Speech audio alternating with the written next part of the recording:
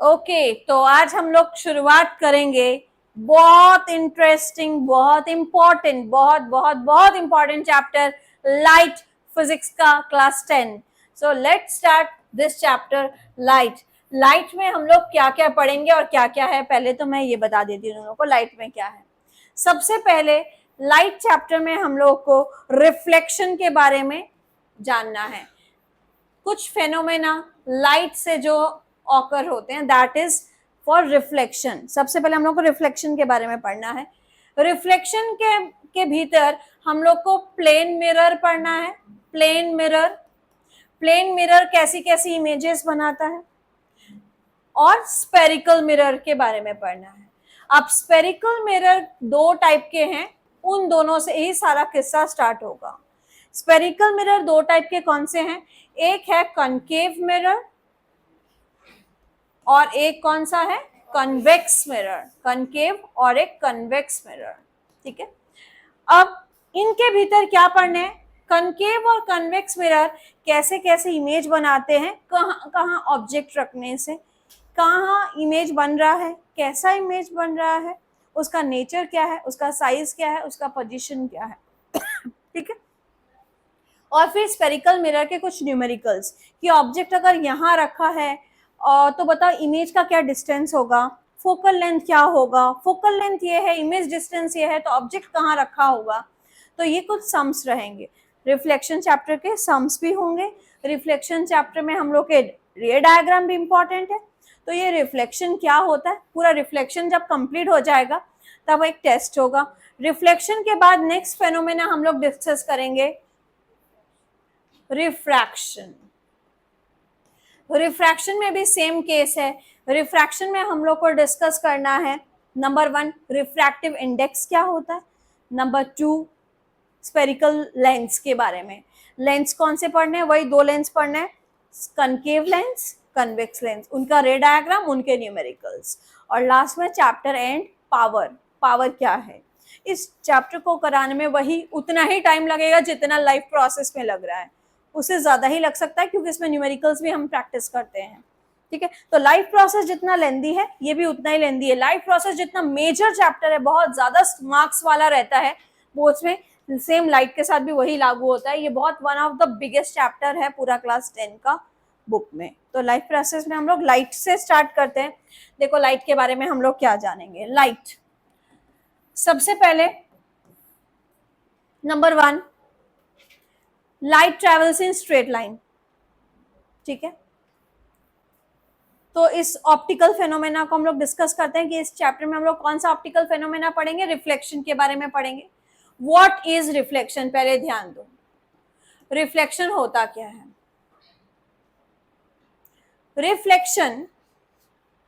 Reflection is this is one mirror, this is one mirror, ठीक है। एक surface है, इस मिरर में लाइट यहां से आ रही है। कहां से आ रही है? लाइट यहां से आ रही है। इस लाइट का मैं ये एरो कर देती हूँ, इस लाइट को नाम दे देती हूँ कि ये लाइट आ जो रही है उसका नाम है इंसिडेंट रे। इंसिडेंट मतलब जो आ रही है, जो स्ट्राइक कर रही है, जो लाइट जहां से आ रही है वो और ये क्या है? मिरर। इस मिरर का दो पार्ट बना रही हूं, एक में शैडो और एक में नॉन शैडो। बताऊंगी शैडो क्या होता है, नॉन शैडो क्या होता है। ये लाइट आई, अब रिफ्लेक्शन सुनो क्या है। Reflection is a phenomena that means bouncing back of light. Light bounce back करती है, टकरा के स्ट्राइक करके निकल जाती है, यानी लाइट आई, टकराई और यहां से सीधी निकल गई, ठीक। तो यहां से सीधी ऐसे निकल गई, ठीक है। ये जो लाइट निकली, इस लाइट का नाम है, इस लाइट का नाम है, इस लाइट का नाम है रिफ्लेक्टेड रे। इस मिरर के साथ जो परपेंडिकुलर अगर मैं यहाँ पे खींचूं, इस मिरर के साथ अगर मैं एक परपेंडिकुलर खींचूं, सीधी लाइन अगर खींचूं, इसकी परपेंडिकुलर है ना, ये सोच लो एक्स एक्सिस है तो ये परपेंडिकुलर है इसके, तो इस परपेंडिकुलर का चीज का नाम है नॉर्मल।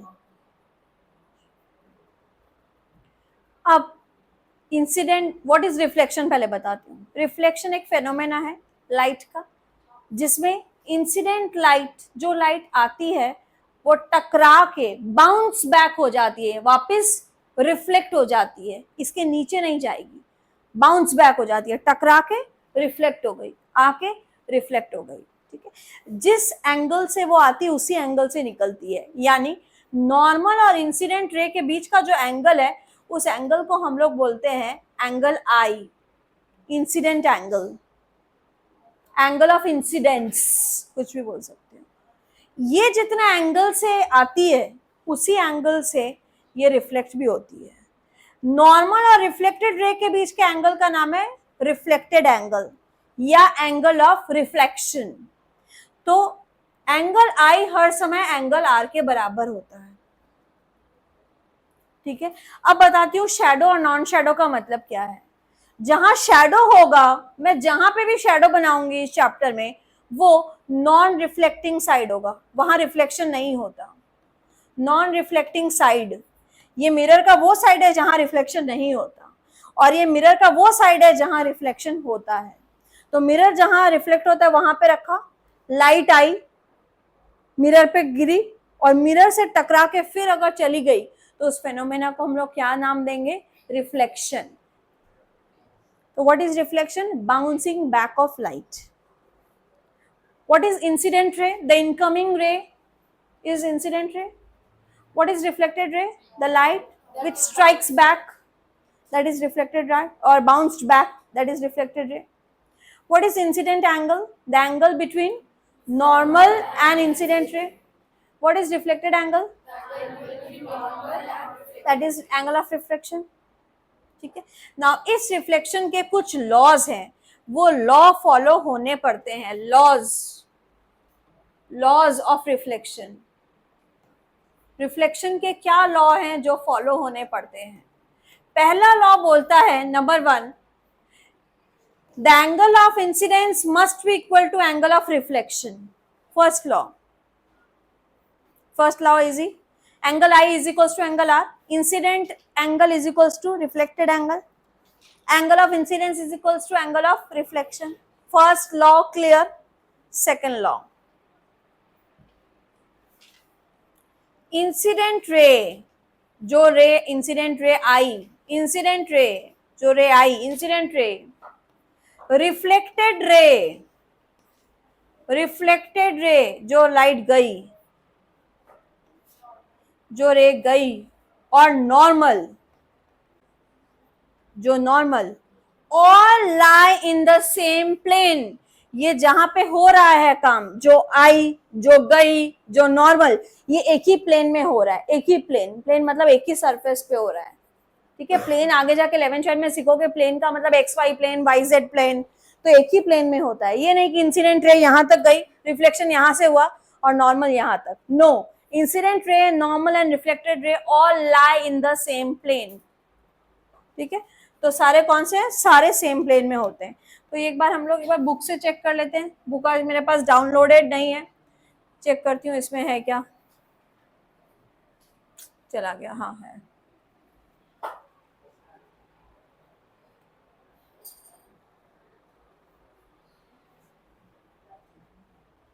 आ गया, ये देखो रिफ्लेक्शन, ये दो लॉ। फर्स्ट लॉ पीछे दिख रहा है, बताओ क्या है? Is equals to angle of reflection, ये तो ऐसे ही याद हो गया। The angle of incidence is equals to angle of, second बताओ, the incident ray, the normal, किसके नॉर्मल है? To the mirror, the normal to the mirror at the point of incidence, जिस पॉइंट पे इंसिडेंस हो रहा है, and the reflected ray all lie in the same plane. तो क्या क्या सेम प्लेन में है? The incident ray, normal to the mirror and the reflected ray all lie in the same plane at the points of incidence, जिस पॉइंट पे incidence हो रहा है, all lie in the same plane। Clear? दोनों law clear, कोई दिक्कत नहीं। तो आगे देखते हैं हम लोग। अब ये फिर हटाऊंगी, ये फिर हट जाएगा, उफ क्या झमेला। अब सुनो, प्लेन मिरर हो चाहे स्पेरिकल मिरर हो, प्लेन मिरर हो चाहे स्पेरिकल मिरर हो, कोई बात ही नहीं है, प्लेन मिरर हो या प्लेन मिरर हो या स्पेरिकल मिरर, सबको रिफ्लेक्शन के लॉ फॉलो करने पड़ते हैं। रिफ्लेक्शन के laws of reflection is obeyed in all reflection, plane mirror में भी, स्पेरिकल मिरर में भी, कॉनकेव में हो रहा है चाहे कॉन्वेक्स में हो रहा है, सब में होता है। तो प्लेन मिरर तो हम हर रोज देखते हैं, सुबह रेडी होते हैं प्लेन मिरर में देखते हैं। तो प्लेन मिरर में हम जब देखते हैं तो हम क्या है, ऑब्जेक्ट, और हम जो दिखते हैं वो हमारा क्या है, इमेज बनता है कि नहीं, हम ऑब्जेक्ट है, हमारा जो बनता है उसको क्या बोलते हैं, इमेज। तो हमारा ऑब्जेक्ट इमेज में कैसा दिखता है वो कैरेक्टरिस्टिक्स क्या क्या है। प्लेन मिरर में हमारा इमेज का कैरेक्टरिस्टिक्स कैसा कैसा है, कैरेक्टरिस्टिक्स मतलब फीचर्स कैसा है हमारी इमेज का। नंबर वन, हम सीधे दिखते हैं कि उल्टे दिखते हैं, सो वी आर इरेक्ट, ठीक है, we are not tilted, we are not inverted. Number two, हम लोग मिरर के जितना पास जाते हैं कुछ देखने के लिए, हम इमेज उतना ही पास देखते हैं, और हम जितना दूर जाते हैं हम उतनी दूर इमेज बनती है, ठीक है। तो the image formed is as far behind the mirror as the object is in front of it. हम जितने फ्रंट में रहेंगे इमेज उतनी फ्रंट में बनेगी, हम जितनी दूरी मेंटेन करेंगे इमेज उतनी ही दूर जाएगी। The image formed is far behind the mirror as the object is in front of it. The image formed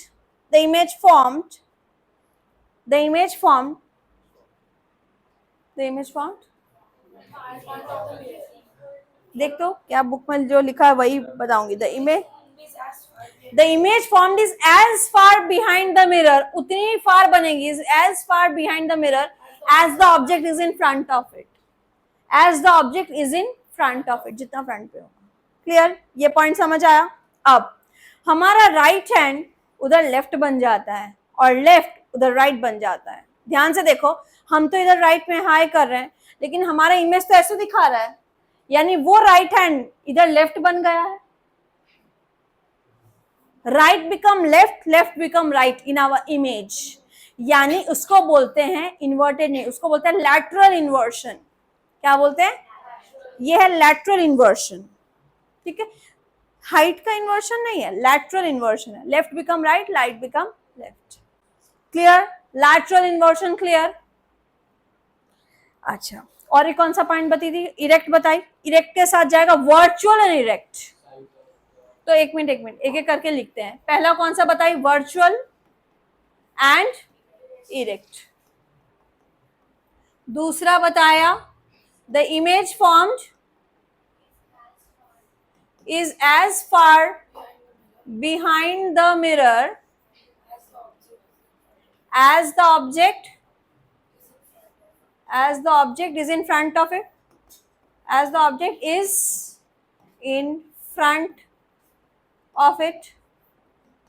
अब बताओ, हम जो प्लेन मिरर में दिखते हैं साइज क्या छोटी बड़ी हो जाती है हमारी, मेरी जो साइज है वही दिखेगी, काश हो जाती, मैं थोड़ी पतली पतली दिखती, या जो पतले हैं वो थोड़े मोटे दिखते हैं, साइज हम चेंज कर सकते तो अच्छा रहता, लेकिन वो सिर्फ सेटिस्फैक्शन है, वैसा नहीं होता। तो क्या है, द साइज रिमेन सेम, यानी the size of object is equals to क्या, size of image. Size of object is equals to size of image, है कि नहीं, साइज उतनी ही है, डिस्टेंस भी उतना ही है, जितना डिस्टेंस है हम ऑब्जेक्ट दिखाएंगे उतना ही डिस्टेंस है इमेज भी दिखेगी। वर्चुअल इरेक्ट समझ आया। और कौन सा पॉइंट है, left become right, right become left, lateral inversion, laterally inverted image. तो ये 4 पॉइंट तुम लोग को याद करने पड़ेंगे। किसके कैरेक्टरिस्टिक्स है ये, प्लेन मिरर में जब क्या बनता है, इमेज कैरेक्टरिस्टिक्स है, इमेज कैरेक्टरिस्टिक्स है। तो image characteristics in plane mirror बताओ क्या क्या है, virtual erect, lateral inversion, So the size of object is equals to size of image. The image formed is as far behind the image, is as far behind the mirror as the object is in front of it. Image उतनी ही दूर बनेगी जितनी ये, इतना complex लिखा हुआ है ना ये एनसीईआरटी में, image formed is as far behind the mirror. हम बोल सकते हैं सीधा सीधी distance of the object is equals to distance of image, है ना. इमेज डिस्टेंस और ऑब्जेक्ट डिस्टेंस बराबर है. Image distance is equals to object distance. Simple language. But ये बुक में लिखा हुआ आपके एनसीईआरटी में, the image is as far behind the mirror as the object is in front of it. Plane mirror का characteristic clear. अब book में एक बार मार्क कर लेते हैं फटफट. लाइट का तो okay, this is about plane mirror. Plane mirror में और कुछ ज्यादा नहीं है. Next we will go to spherical mirror. What are spherical mirror? Listen carefully, it's very interesting. Spherical mirror वो होते हैं जो कर्व्ड होते हैं. जिस मिरर को तुम कभी भी तुम्हारी जिंदगी में, तुम्हारी लाइफ में तुम भी कोई मिरर को कर्व देखे हो, ऐसे टेढ़े टाइप के कर्व देखे हो यार. ये देखो सीसी कैमरा, उसमें जो कैमरा का जो मिरर लगाया हुआ है वो स्फेरिकल है. गाड़ी के साइड में, गाड़ी के राइट साइड में जो लगाया रहता है ड्राइवर के पास में, वो कर्व है. ठीक है. और क्या मिरर देखे हो कर्व? कौन से कर्व मिरर देखे हो? शॉपिंग मॉल, मेट्रो स्टेशन, देखना ऐसे बहुत सारे ऐसे मिरर लगाए रहते हैं, उससे पूरा एरिया कवर होता है, पूरा पीछे का दिखता है. डेंटिस्ट के पास भी होता है, बिगर दांत दिखता है. मेट्रो वगैरह में भी तो रहता है, ऐसा मिरर रहता है, पीछे का सारा एरिया दिखता है. छोटे छोटे दिखते हैं लेकिन पीछे सब दिखता है. मॉल्स वगैरह में भी रहते हैं. तो दे ऑल आर स्फेरिकल. तो आदित्य, स्फेरिकल मिरर कौन से होते हैं? कर्व्ड. ठीक है. अब देखो दो टाइप के कर्व हो सकते हैं. इधर देखो, मैं स्पून से एग्जांपल देती हूँ. मेरे पास ये स्पून है तो मैं इसी से दे देती हूँ. एक हो सकता है एक मिरर कर्व्ड इनवर्ड्स और एक कर्व्ड आउटवर्ड्स. देख, दो मिरर बनाती हूँ. देखे मिरर का कुछ है क्या मेरे पास? मिरर का कुछ नहीं है एक्स्ट्रा, इसी से ही बनाना पड़ता है.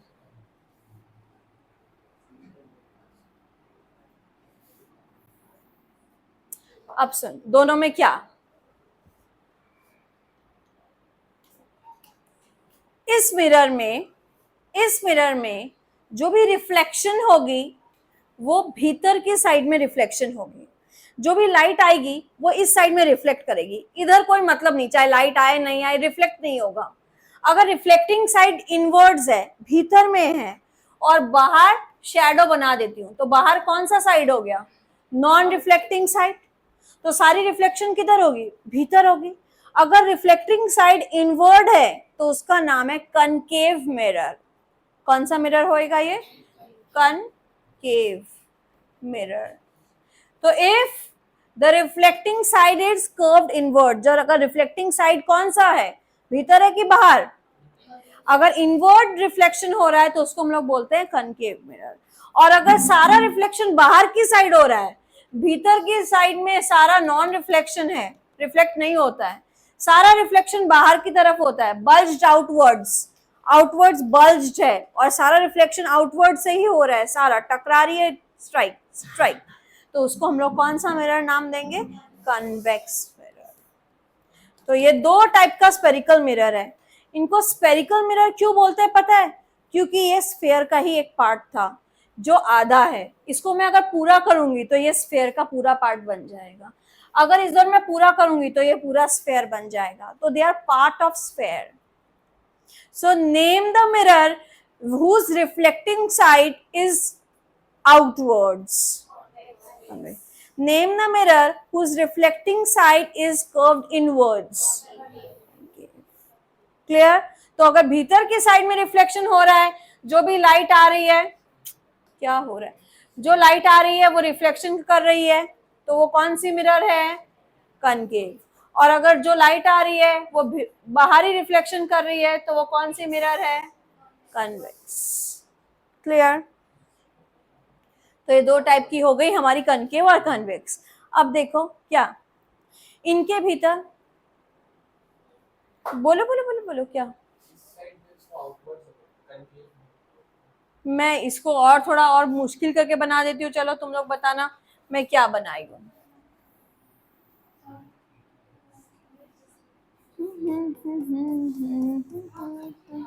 बताओ, आई हैव मेड कनकेव और कन्वेक्स।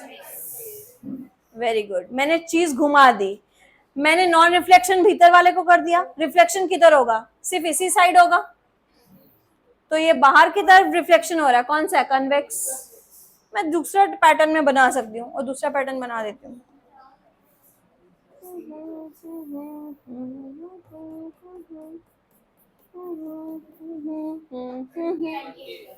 कनकेव, क्योंकि ये रिफ्लेक्शन भीतर की साइड में होगा।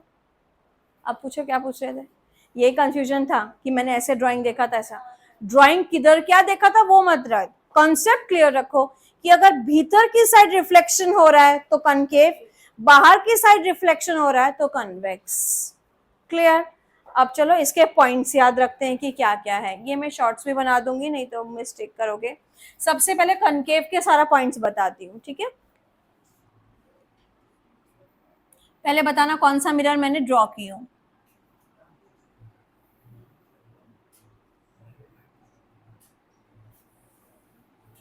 कौन सा बनाया, कनकेव। अब देखो इनके पॉइंट्स के नाम याद रखो। ये किसका पार्ट था, स्फेयर का पार्ट था। अगर मैं स्फेयर बनाऊं तो स्फेयर का एक सेंटर होगा, स्फेयर का सेंटर से हम स्फेयर बना सकते हैं, तो एक स्फेयर का एक सेंटर हो सकता है। तो इसका एक सेंटर पॉइंट में ये चूज कर ले रही हूँ कि एक सेंटर पॉइंट, कौन सा पॉइंट चूज कर ले रही हूँ, ये एक सेंटर पॉइंट मान ले रही हूँ। This is the centre of the sphere. अगर ये स्फेयर होता तो ये सेंटर है, थोड़ा दूर बना दी क्या, ये सेंटर पकड़ लो, this is the centre of the sphere.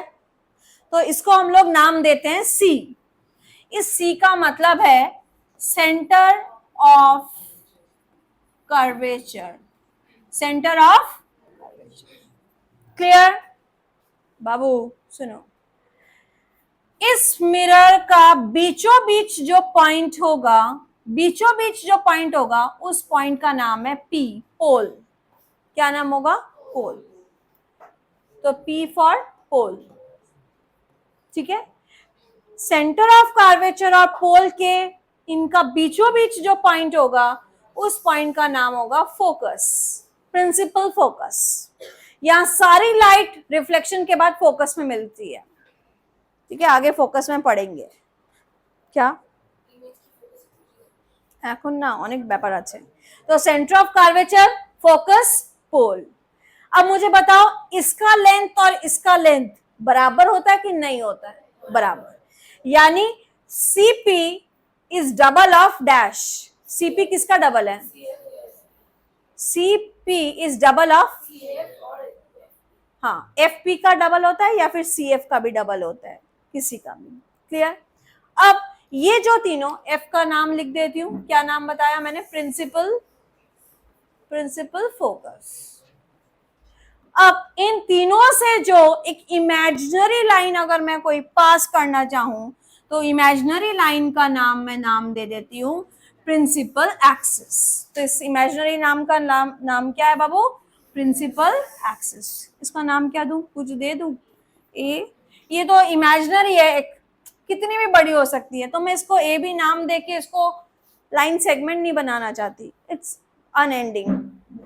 तो क्या नाम है ए बी का, प्रिंसिपल, प्रिंसिपल एक्सिस। क्लियर। तो ये सारी पॉइंट्स। अब इधर देखो, एफ से लेके पी तक का जो डिस्टेंस है उसको हम लोग बोलते हैं small F. Small F stands for focal length. क्या length, focal length. Focal length यानी कौन सा है, एफ पी। क्लियर।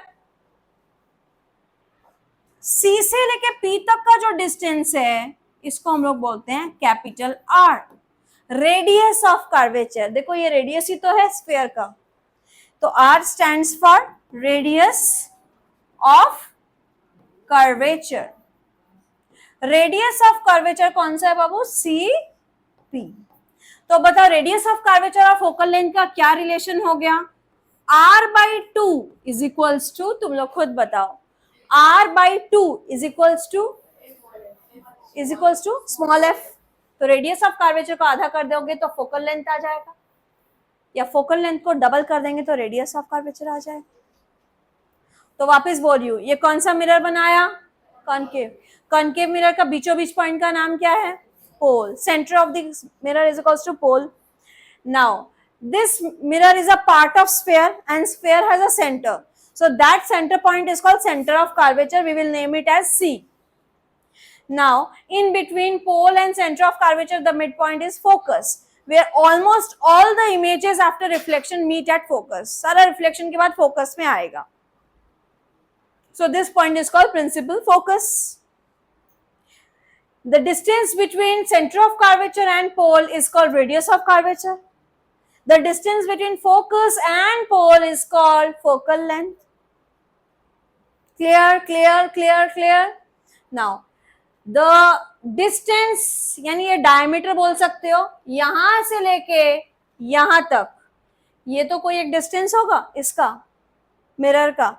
इस distance को हम नाम देंगे aperture। क्या नाम देंगे?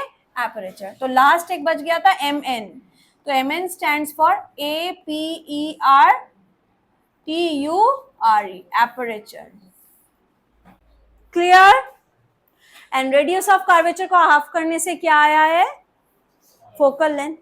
तो बना लो फटाफट, कनकेव का सारा कुछ बनाओ। अब नेक्स्ट है हम लोग को, नेक्स्ट बाबू देखना है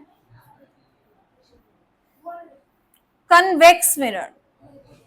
कन्वेक्स मिरर कैसे बनेगा? कन्वेक्स मिरर किधर रिफ्लेक्शन होता है? कन्वेक्स मिरर का रिफ्लेक्शन बताओ तो, शेडेड कौन सा पार्ट करूं कन्वेक्स के लिए? अंदर वाला कन्वेक्स है, ठीक है। रिफ्लेक्शन किधर होगा? बाहर होगा। अब ये स्फीयर कंप्लीट किधर हो रहा है? इधर स्फीयर कंप्लीट हो रहा है कि उधर स्फीयर?